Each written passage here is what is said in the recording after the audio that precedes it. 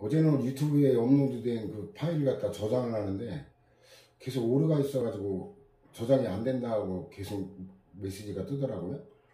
그 한나절을 실행했는데 알고 봤더니 아동용이 아닌 이거 지정을 안 해가지고 그게 계속 또 이것도 고쳐보고 저것도 고쳐봤는데 시간을 다 뺏겨가지고 어제 촬영을 못했네요.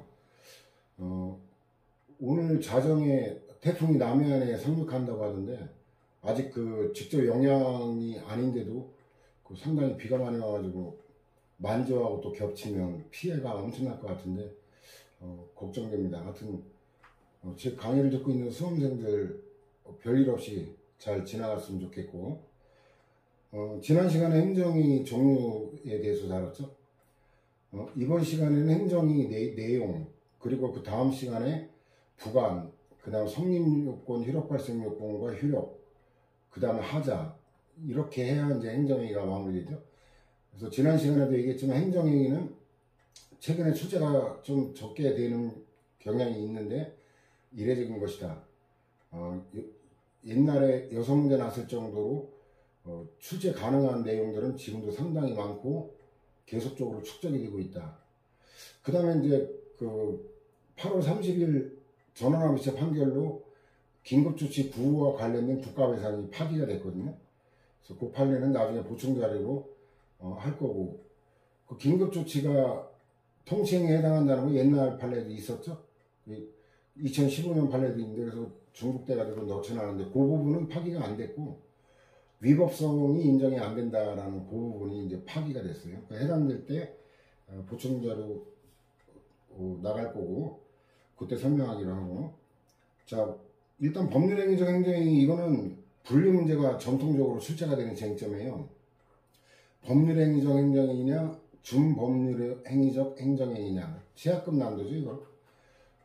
그래서 이 법률행위적 행정이 명령적, 형성적. 명령적인 건 하명호가 면제, 형성적이라는 특허인과 대리, 준법률행위적 행정에는 확인, 공정, 통지, 수리, 이런 것들은 입에 줄줄 나오는 거로 그 정도로 암기를 해놔야 되고, 자 그래서 일단 분류까지 받고 명령적 행정행위라는 거 알면은 처분성이 인정되는 건 당연하거든요. 여기 변상금 부과 이거는 급부 의무잖아요. 변경 보완 시정명령, 시정명령은 시정하라는 명령이니까 자기의무 부과죠. 변상명령 급부 의무, 사용료 부과도 급부 의무, 조정명령 이것도 자기의무, 하천조명료 부과 급부 의무, 유가보조금 반환명령 급부 의무죠. 산재보험료 부과처분도 급부 의무죠. 허가, 면제 뭐 이거 알면 처분에 해당한다라는 건 문제가 없어요. 처분성이 논란이 되는 거는 이제 준법률행위적 행정행위 중에 공증이 문제지. 그래서 하명 보면 하명의 성질이 기속행위다. 이거는 그 예외는 있는데 일반적으로 그렇다는 거죠. 왜냐하면 법률의 규정이 불분명할 때 수익적인 거는 재량이고 침익적인 건 기속이라 그랬죠. 그래서 여기 뭐 있는 거는 외울 게 없고, 그 다음에 하명의 사례인데 검사 명령, 이것도 뭐 검사 받으라는 명령 자기 의무 부과하는 거잖아요. 너무 뻔한 거고, 하명의 의무가인데 이거는 그 하명이든 허가든 특허든 대물적 이 말 나오면 그 제재사유 위법사유 권리 의무 승계가 가능하다라는 거는 똑같아요. 우리가 지난 시간에 대물적 행정행위 배웠죠. 그 다음에 그 개발제한구역 안에서 구역 지정의 목적에 위배되는 건축물이나 공작물을 양수한 자에 대해 처분이나 원상 회복 등의 조치 명령을 할 수 없다. 이거는 위반 행위가 한 자가 아니기 때문에 그렇죠. 근데 이거는 조금 그 이례적이라고 볼 수 있죠. 왜냐면 이 대물적이라고 보면은 이게 승계가 위법사유 제재사유가 승계될 수 있는데 이건 할 수 없다라고 했기 때문에 그냥 이거는 외워두는 필요가 있어요. 근데 그렇게 중요한 판례가 아니기 때문에 무리하게 외울 건 없고, 하명 자체가 출제되는 경우는 거의 없어요. 그렇기 때문에 전체적으로 나올 때 이거 몰라도 이제 정답 고르는데 지장이 없을 정도의 그 정도다라는. 승마특별권은 막권이지 지금 용어로 지금 막권. 이거 이동을 금지하는데 이거는 단속하는 게 있다. 이 말은 뭐냐면 그 효력 규정이 아니다라는 거예요. 그 효력 발생까지 방해하기 위한 규정이 아니다. 그럼 매매 계약은 유효하다는 얘기고. 그 다음에 애국항관리법의 위반 행위도 마찬가지예요. 이것도 단속하기 위한 단속 규정이지 효력 규정이 아니기 때문에 그 계약, 거래, 행위 자체는 무효가 되는 거 아니다라는 거고.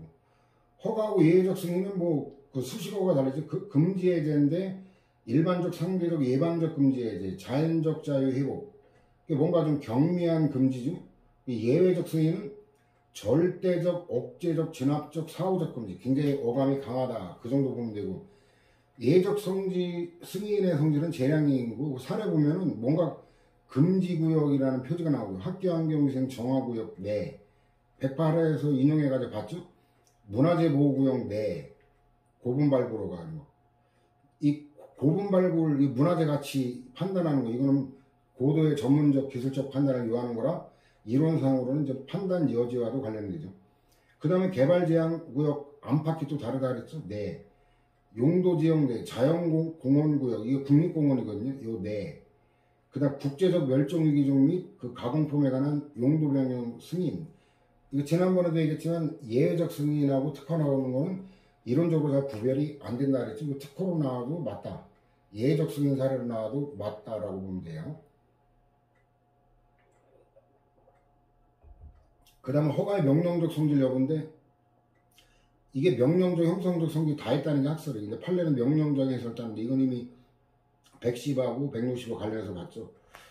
그래서 이 형성적 성질이 있다 하더라도 이거는 있는 자연적 자유라 그랬죠. 기본권이 있는 기본권, 영업 허가 이러면 직업의 자유, 그죠?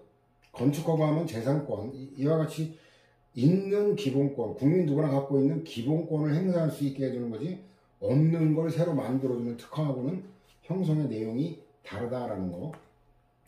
허가는 별다른 말 없으면 허가 사례 알면 기숙행위. 재량행위는 자연환경, 그 다음 건축법 개정되면서 사회적 환경 보전이나 기타 중대한 공익성 필요, 이 말 나오면 거부 가능하다. 60하고 113에 봤죠. 이거 옛날에 건축법에는 사회적 환경, 이게 문제가 됐던 게 러브호텔이라고 해가지고 남녀 간의 그 성행위가 이루어지는 공간이잖아요. 근데 이게 주거지역 막 이런데 남녀가 그 섹스하러 드나드는 게 교육환경, 주거환경에 해롭다. 근데 당시 법률에 따르면 그런 이유로 거부할 수가 없도록 돼 있어요. 그래가지고 재판하는 족족 다 피고가 졌죠.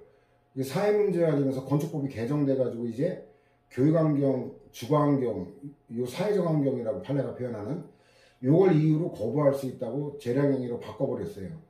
그래가지고 이제 그 이후에 이 사회적 환경도 이제 중시되는 건데, 여기 토지, 농지, 관광지, 임목, 세워져 있는 나무, 심어져 있는 나무거든요. 산림, 뭐 이게 자연환경이잖아요. 그 다음에 뭐 다 마찬가지. 중대한 공익성 필요, 이 말 나오면 다 거부할 수 있다고 간다 그랬죠. 기타 이런 건 뭐 생으로 외워야죠. 전자유기장, 전자오락실, 그 프로판가스 충전호버가, 그 총포 등 소지어가 이 영업에 관한 허가는 기숙행위인데, 소지 이거는 범죄로 악용될 시도 있잖아요. 그러니까 이거는 재량이다. 이건 어느 정도 독해가 가능하죠. 자, 그래가지고 이런 것들은 뭐 해석이 잘 안 돼요. 그 논리적으로 잘 안 되고, 하여튼 공익성 필요 이 말 나오면 몰라도 그렇지 않은 건 외워야 될 부분이 있어요. 그 다음에 관련 판례 세 번째는 예외적 승인 사례죠. 용도지역 안. 그래서 이거는 판례 규제 교정 보고 있는데, 지금 요거는 분류를 저 앞으로 옮기려고 그래요. 근데 재량행위다라는 결론은 뭐 뻔히 알 거고. 그 다음에 허가 사례, 개인적인 게 면허자 들어가는 거죠. 면허자 들어가는 거. 면허 시험, 거기는 사람의 지식이나 경험, 이런 거에 따라 발급 여부가 달라지는 거. 대물적 허가는 이제 사람의 어떤 인적인 게 아니라 그 어떤 물적 시설이나 설비, 그 기구, 이걸 갖추면 되는 거죠. 그래서 이건 뭐 특별한 전문성 없이 할 수 있는 그런 것들이다라는 감각으로 보면 될 거고. 그 다음에 석유 판매업, 이게 이제 출제가 아주 많이 되는 판례인데, 양도, 권리무승계, 위법사유, 귀책사유 승계가 가능하다. 그 다음 명진이용원 사건인데 퇴폐 이발소예요. 이발소를 가장해서 매매춘을 하는데 여기에 콘돔이 발견이 돼가지고 이제 적발이 됐죠. 영업정지 사유가 있으면 양도 양수돼도 양수인에게 영업정지 할 수 있다라는 거. 그 다음에 채석허가, 이것도 대물적이기 때문에 당연히 양도가 가능한데 여긴 근원점이 아니라 그 채석허가 취소 처분에 대해 수허가자의 지위를 양수한 양수인이 법률상 이익을 가진다는 거. 양도인이 아니라. 왜냐면 이거 양수했기 때문에 양수인이 그 직업의 자유가 침해되잖아요. 양수인의. 양도인은 법적으로 넘겼기 때문에 문제가 없고. 이거 앞에서 우리가 사인의 공법행위 봤지만 사실상 양도한 거는 양도인이 법적 그 영업주가 되죠. 여기는 법적으로까지 양수한 거니까 양수인에게 법률상 이익이 있는 거고. 채석허가는 대물적이라 상속 가능하다는 얘기고. 영업의 양도의 의미는 예울라고 할 건 아니에요. 그냥 인적, 물적 조직을 동일성을 유지하면서 일차로 이전하는 거. 이런 건데, 이거는 노동법에서 중요한 영업 양도 시에 이제 노동자들의 이걸 갖다가 승계를 할 것인가. 그 논점이 더 중요한 거라, 뭐, 뒤틀어낼 것 같지도 않고, 출제하면서 행정법에 높지도 않고, 그 다음에 개발행위허가 이것도 승계한다라는 거고, 건축허가 이것도 최근에 출제가 좀 되고 있죠.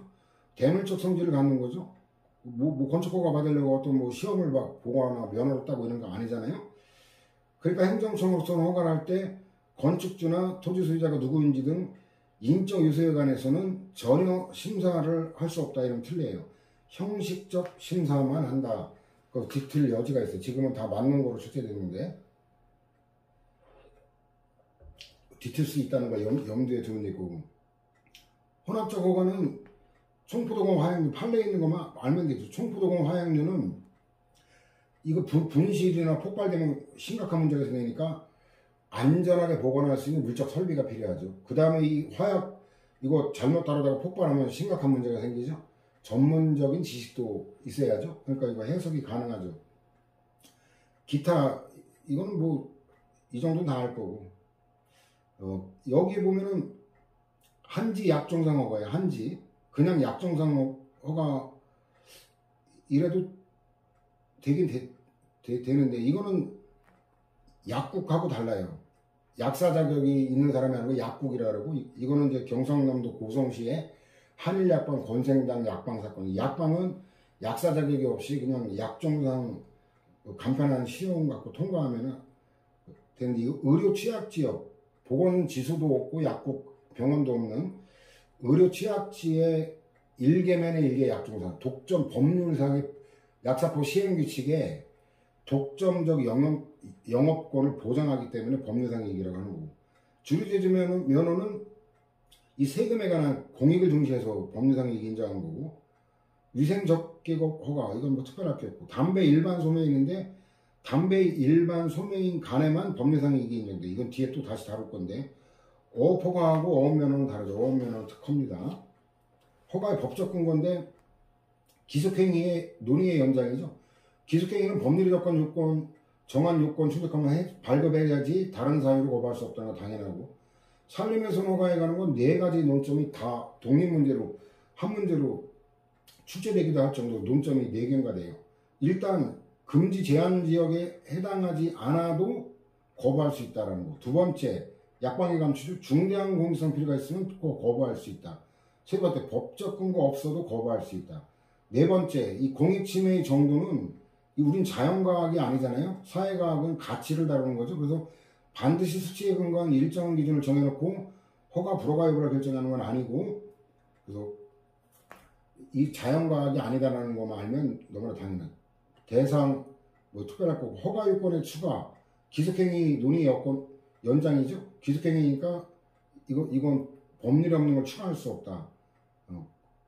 해석이 가능할 거고, 출원 예외적으로 출원 없는 경우도 그 취소 사유다 해죠. 이 판례도 옛날에는 출제가 많이 됐던 판례예요. 개축허가 신청에 대해서 착오로 대수정비 용도 변경 허가를 했다. 그러면 대수선 및 용도 변경에 대해서는 신청이 없잖아요. 개척허가만 신청이 있지. 근데 취소 등 조치 없이 효력 부여할 수 없다면 취소 사유다라는 거지. 무효는 아니다라는 거고. 휴가는 이제 개념 그대로 일반적, 상대적, 예방적 금지 해제죠. 그 허가가 거부 취소처럼 정지되면은 직업의 자유나 재산권 침해니까 원고적격 인정되죠. 근데 경업자에 대한 거 원칙적으로 허가업자는 부정돼요. 특허업자는 몰라도. 예외적으로 인정되는 게 보건위생, 이거 굉장히 공익이 중시되는 거죠. 한지, 약종상, 한약업사도 마찬가지. 한의사 하면은 이제 한의대 나오고 한의사 자격 가진 사람인데 역시 의료취약지에 아까 약종상, 약국에 대응하는 게 약종상이라 그랬죠. 한의사에 대응하는 게 한약업사예요. 둘 다 의료취약지에 대한 독점적 경영권을 인정하니까 국가재정을 고려한 게. 근데 담배 일반 소매인과 군내 소매인에 대한 거 이거는 부정됩니다. 군내 소매인은 건물 안에서만 판매를 하기 때문에 밖에 일반 소매인하고 경쟁 관계가 안 되니까 보호할 필요가 없다라는 거고, 법적 근거 없는 거리 제한 이것도 인정이 안 되죠. 그냥 어업 허가를 받은 자가 이거 어업을 할 수 있는 지위. 그래서 이거 해가지고 고기 작업하면 돈이잖아요. 재산권, 자유권적 기본권이죠. 110하고 160에 관련해서 봤던 거죠. 근거법령상의 금지만 해제된다는 거죠. 이 말은 다른 허가가 면제되는 건 아니다. 허가받아야 될 의무가 면제되는 건 아니다. 다른 허가를 다시 받아야 된다. 뭐 이런 같은 내용의 다양한 표현을 익히면 되는 거고, 지역적 휴가는 뭐 넘어갑니다. 허가 휴가 승계가 개인적인 건 안 되죠. 그 다음에 이 경찰 책임의 승계는 강론이에요. 구급소 운전은 몰라도 돼요. 근데 논리는 똑같아요.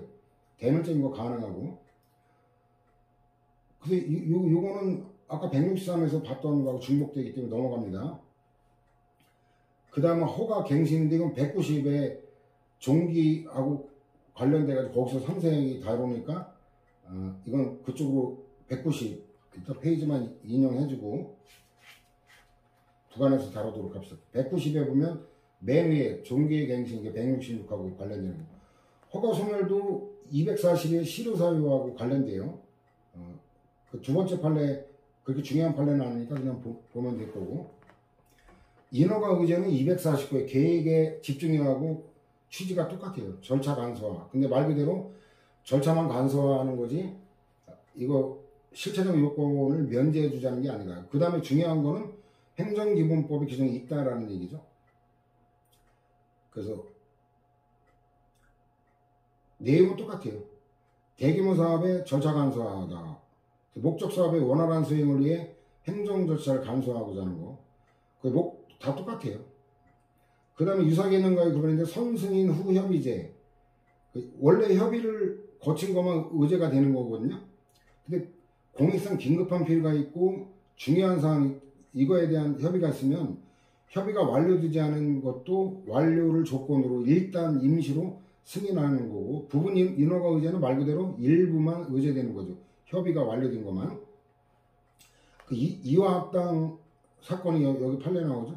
인허가 의제 사항 중 일부만에 대하여도 관계행정기관의 장과 협의를 거치면 인허가 의제 효력이 발생할 수 있음을 명확하게 하고 있다는 거, 법률에서.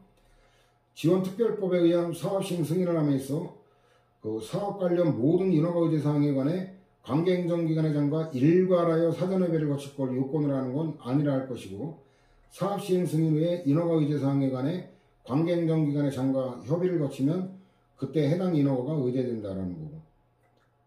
그 다음에도 마찬가지. 그거에 하나요. 그래서 판례도 부분 인허가를 인정하고 있다라는 거. 반드시 법적 근거를 유하다는 건 앞에서 봤죠. 신청인데 이건 주된 인허가 거기에만 제출하면 돼요.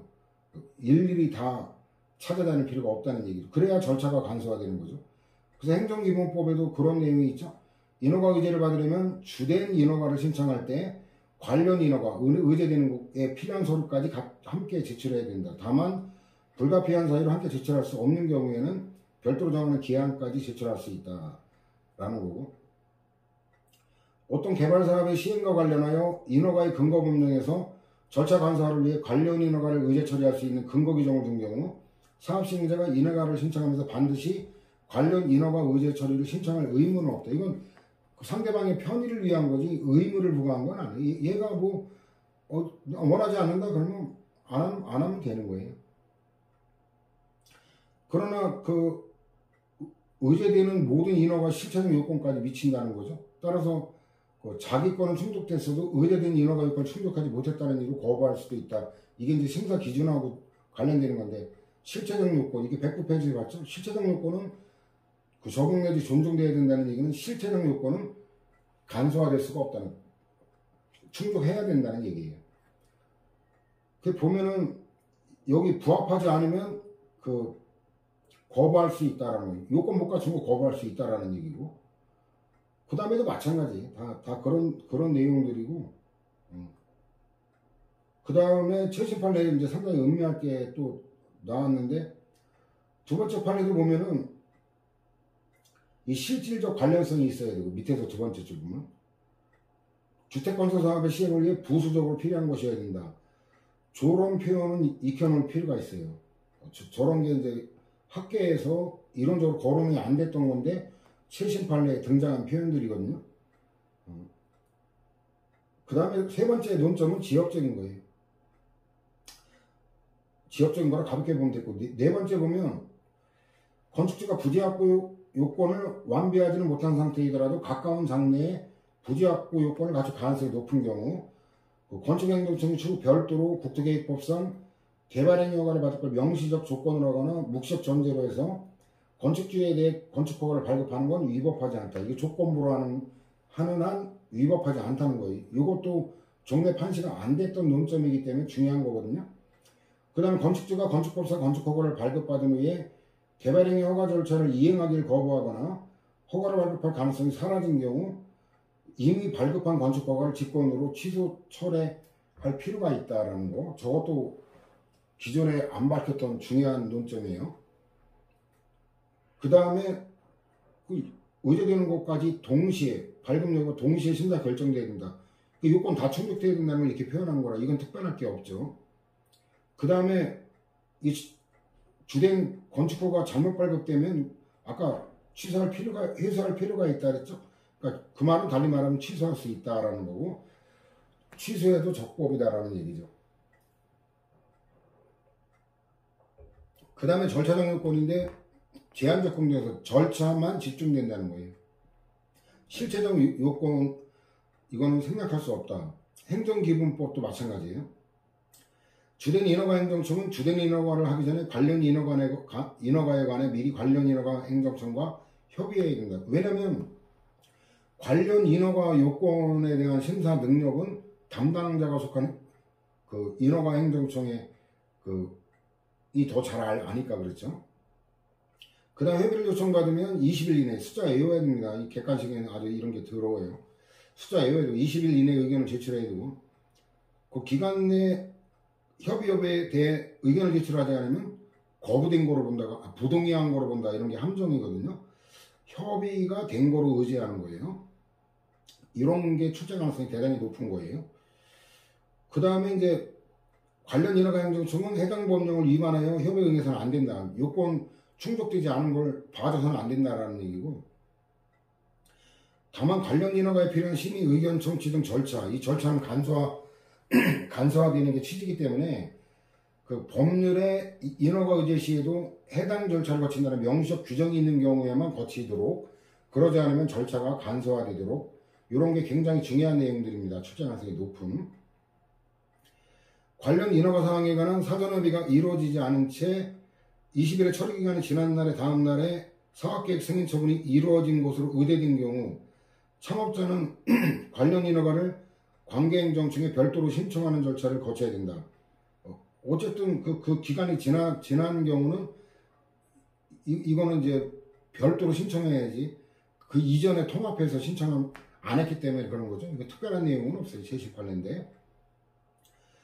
그 휴가는 똑같아요. 주된 인허가를 받았을 때 관련 인허가를 받은 거로 본다라는 거. 법률도 내용은 똑같죠.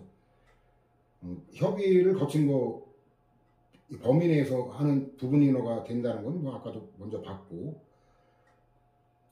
그래서 관련 인허가에 한정되는 거다라는 거죠. 주된 인허가에 관한 사항을 규정하고 있는 법률에서 주된 인허가가 있으면 다른 법률에 의한 인허가를 받은 거로 의지한다는 규정을 둔 경우 말 그대로 어때요? 그 인허가만 의제되는 거지 인허가를 받았음을 전제로 하는 다른 규정까지 적용되는 건 아니다. 이건 개념에서 나오는 거라 어렵지 않아요. 그 다음에 사후관리에 관한 거죠. 원래 다른 기관의 권한이니까. 인허가 의제의 경우 관련 인허가 행정청은 관련 인허가를 직접 한 거로 봐 관계법령에 따른 관리감독 등 필요한 조치를 해야 된다. 변경할 때도 마찬가지고. 그러니까 자기 이제 허가 대장에 기재하고 감독도 해야 되고 뭐 그런 내용들이죠. 그 다음에 쟁송대 대상인데 주된 인허가 거부의 경우는 이거는 주된 인허가만 거부만 있지 의제된 인허가 거부가 없잖아요.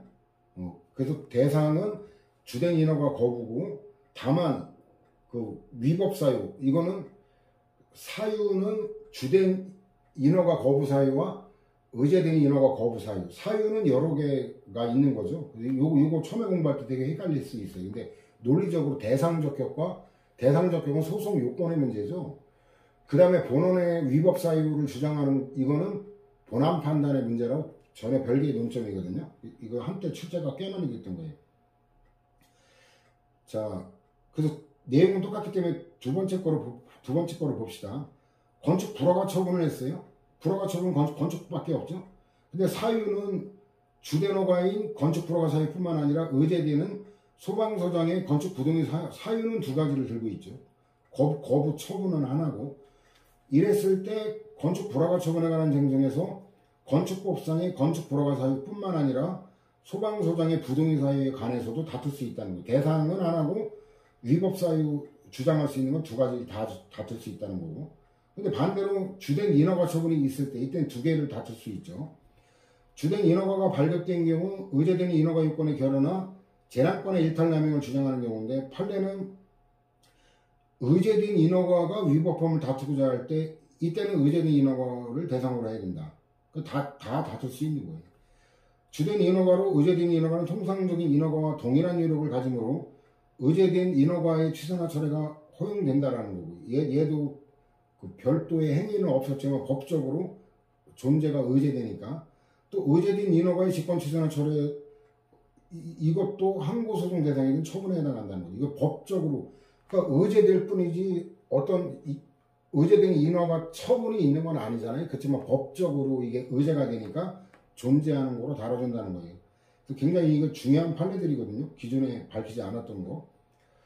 주택건설사업계획 승인 처분에 따라 의제된 인허가의 하자가 있어 이해관계인이 위법함을 다투고자 하는 경우 취소를 구할 대상은 의제된 인허가를 다툴 때는 얘를 다툴 수 있다는 거예요. 아까 위에 거하고는 다르죠. 그죠? 의제된 인허가는 주택건설 상업계획 승인 처분과 별도로 항고소송 대상이 되는 처분에 해당한다라는 거고 그 다음에 그 의제된 인허가만 취소 철회할 수 있다라는 거고 걔도 독립된 처분이니까 인허가 의제 대상이 되는 처분의 공시 방법에 관한 하자 이거는 의제된 인허가의 하자지 그 주된 인허가인 주택건설 상업계획 승인 처분 자체 위법 사유가 될 수 없다. 이게 별개의 처분이기 때문에 그렇죠. 허가특권인과 비교는 종합정리하는 거라 해당되는 본문에 설명하기 때문에 넘어갑니다. 자, 형성적 행정행위인데 처분성 인정되는 건 당연해요. 사례인데 이것도 이론서보다 조금 더 세분화했어요. 공익사업, 운수사업이 공익사업이라는 건 모를 사람은 없죠. 이건 물류하고 또 대중교통 같은 경우는 일반 시민들의 발이라고 표현하잖아요. 분류 등 관련 영업허가 이건 보건위생상 굉장히 중요한 거고 방송사업 허가 이것도 언론에 관계되는 중요한 영역들이죠. 공익사업 특권 설정 그래서 이것도 일반적으로 허용이 안 되는 거라고 보면 되죠. 토지 수용권 타인의 재산권을 일방적으로 강제로 박탈할 수 있는 이런 특권을 만들어주는 거죠. 그래서 대기 오염물질 총량관리사업장 설치허가 이것도 환경오염에 관한 그런 특별한 거고 개발촉진지구 이 말 나오면 아까 예외적 승인하고 원칙적으로 안 된다는 거하고 논리적으로 구별이 안 된다 그랬죠. 그 다음에 체류자격 변경허가 이것도 외국인이 원래 대한민국 입국의 자유가 없거든요.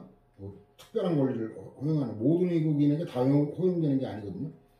그 다음에 실시계획 인가 이것도 토지 수용권을 설정하는 거고 사업인정도 마찬가지고 공증인 인가 임명행위도 공증 공적인 증명이라는 효력을 발생하는 행위를 할 수 있는 특권을 만들어주는 거고, 요 신문사업자의 지위는 사법상 권리인 특정 명칭의 사용권과 구별되는 직접적 구체적 이익이다. 이거 원고 적격에 관한 논점이 가장 중요한 건데, 이 사건은 엄청나게 복잡한 사건이에요. 610에도 또 보는데 내용은 똑같은 거 중복해서 실어놓은 거예요. 원고 적격 가는 거고. 그다음 신문 등록은 행정처분이다. 이것도 언론의 자유와 관계되는 거니까 권리 의무에 직접적 변동을 처리하는 거죠. 그 다음에 공물의 특허사용. 공물은 공적인 물건, 보세구역, 세관구역이죠. 일반인들이 함부로 출입할 수 없는. 하천, 공유수면, 공적인 소유의 수면, 강, 바다, 하천 이런 거고. 어업면허, 이건 공유수면에서 간척사업 하는 걸 어업면허라 그래요. 어업허가는 허가라 그랬죠. 사도개설, 도로를 개인이 함부로 만들 수가 없죠. 행정재산, 이것도 행정용도로 쓰이는 거, 이거 공적인 물건이죠. 하천, 항만, 공유수면, 도로, 광업허가, 이것도 그 부중자원, 이거는 토지 소유권에 포함이 안 돼요. 그 다음에 법률상 지위 설정, 토지구역 정리사업 시행인가, 이게 인가라는 말인데, 이거는 그 사업지구 편입 때 목적물의 범위를 확정하고 대항할 수 있는 법적 지위를 설정하는 형성적인 거고, 그 사업 시행인가, 이것도 행정주체 지위를 설정하는 거고, 38에서 인용해서 봤죠. 그 다음에 사업시행자 지정 똑같죠. 권리능력, 공법인 설립이죠. 그래서 재개발, 재건축 조합 설립. 되게 유형화돼서 얘기하면 그렇게 어렵지는 않죠. 특허라는 거 알면 형성적 행위라는 거는 당연한 거예요. 그래서 이거는 뭐 여러분들이 읽어보면 될 거예요. 이거 특별하게 더 특허라는 거 알면은 뭐 더 외울 건덕지가 없어. 재량행위다라는 것도 특허라는 거 알면은 다 되는 거예요. 일본 판례가 72하고 157에서 인용했던 거죠. 기타, 이게 이제 그 특허는 공익사업에 해당한다 그랬죠. 그래서 공익사업이 망하면 공익에 영향을 미치니까 특별한 보호 감독 받는다 그랬는데, 특별한 보호 방법이 배타적 독점적인 게 그 어업면허, 간척사업에 2명 이상 발급 안 돼요. 도로조명허가도 그 특정인에 가면 발급돼요. 배타적 독점적. 그 다음에 운수사업 같은 경우는 독점이 불가능하죠. 그래서 이거는 수급 조절 방식, 공급 과잉이 안 되도록. 여기 광업허가도 배타적 독점적이에요. 그래서 동일 광상에 부존하는 다른 광물에 대한 광업권을 설정할 수 없다라는 거. 대인적 특허는 이전이 안 돼요. 귀화하고는 귀화 시험까지 보잖아요. 애국가도 출제되고, 뭐 국립공원이 아닌 거, 뭐 이런 것도 출제되고, 뭐 국보가 아닌 거 이런 것도 출제되고, 생각보다 꽤 어렵더라고요. 유감스러운 얘기지만 태극기 부대 아마 99%는 귀화 시험 합격한 외국인보다 아마 더 실력이 떨어질 거예요. 아마 그 귀화 허가 수준으로 시험을 보면 대한민국 국민 자격을 박탈당하는 태극기 부대가 한 99% 될 거라고 봐요. 그런 무식한 것들이 주권자라고 꼴딱이는 거 보면 참 기도 안 차죠. 그래서 그 귀화허가 시험까지 봐요. 수준이 상당히 높습니다. 저도 통과를 자세는 그럴 수 있나 모르겠네.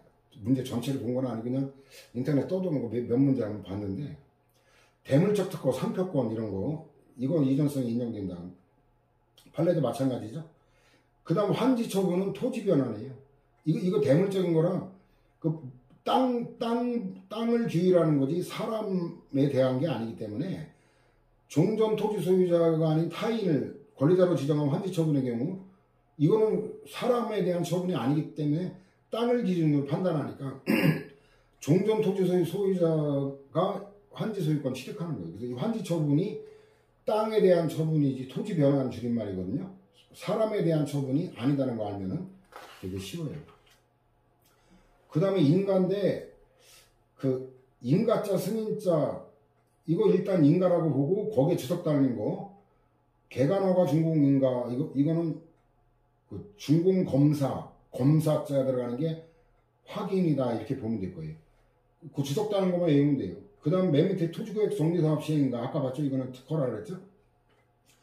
그 다음에 승인자 중에도 건축법상 사용 승인, 이게 용어가 준공검사, 사용검사, 사용승인, 이게 다 건축가가 받은 대로 건축을 했는지 의문이나 다툼에 관한 판정 그 배경이 있어요. 이거 확인행위죠. 수용권 설정, 이게 택지개발계획 승인, 요런 거는 안 읽을 수가 없어요. 그 다음에 그 아까 특허 목록으로 봤던 거 건축법상 사용 승인, 뭐라? 건축법상 사용 승인. 이거 중복됐네. 그 다음 13번에 그 인자가 빠졌죠. 조합설립위원회 구성승 인인데 인자가 빠져서 이거 종업표에 해놨고, 분양전환 승인, 이것도 확인행위. 이건 안 낼 수가 없죠. 그 다음 허가자 나오는 건데, 이건 좀 눈치챌 수 있는 게 권리무 양수도, 이게 기본행위에 대한 그 효력을 보충하는 거니까 기본행위인 어떤 계약, 이런 용어가 나와요. 토지거래 계약, 그죠? 그 다음에 재단법인 정관 변경, 이런 뭔가 기본행위가 나오죠. 그 다음에 기본재산 처분이라는 게 매매계약이거든요. 특허기업 양도 계약. 그래서 요건 어느 정도 허가자 들어가면 해석할 수 있고, 가장 중요한 게 토지거래 허가거든요. 또 이제 학원 설립 인가, 이건 허가고, 그 특허는 좀 전에 받고. 자, 인가 대상은 반드시 법률적 개념만을 대상으로 하는 거고, 인가요구는 개념에서 나오죠. 이 제3자의 기본적 법률 행위를 보충하여 완성시키는 거니까 인가가 있어야 혈액 발생한다. 판례도 마찬가지고. 그 다음에 기본행위와 인가의 관계는 또 유형화되어 있죠. 이거 주종관계. 기본행위의 사유는 인가에 영향을 미쳐요. 근데 반대로 인가 사유는 기본행위에 영향을 못 미쳐요.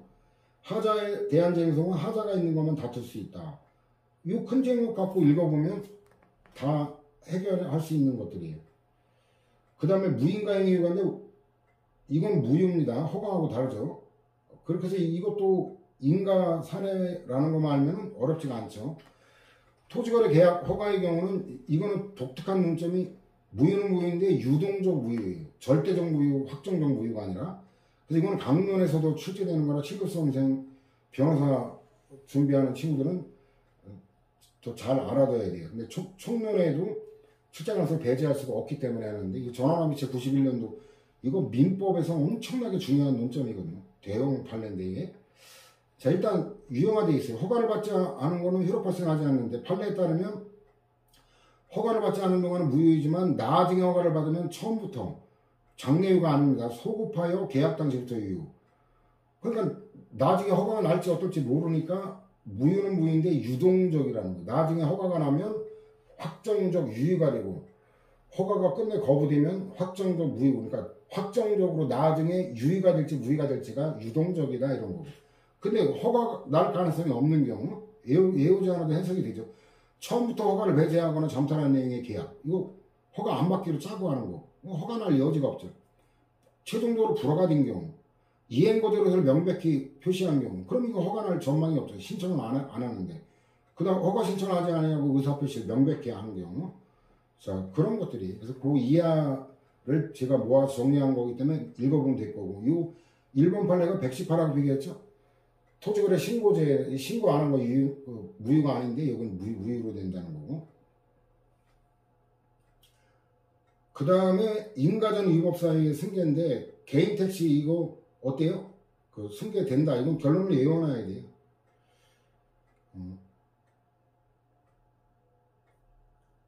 그 다음에 양도양수가 인가를 하는 경우 동일한 내용의 면허를 부여하는 거지 새로운 게 아니에요. 승계는 있는 걸 물려받는 걸 승계라고 하죠. 개념상, 그죠?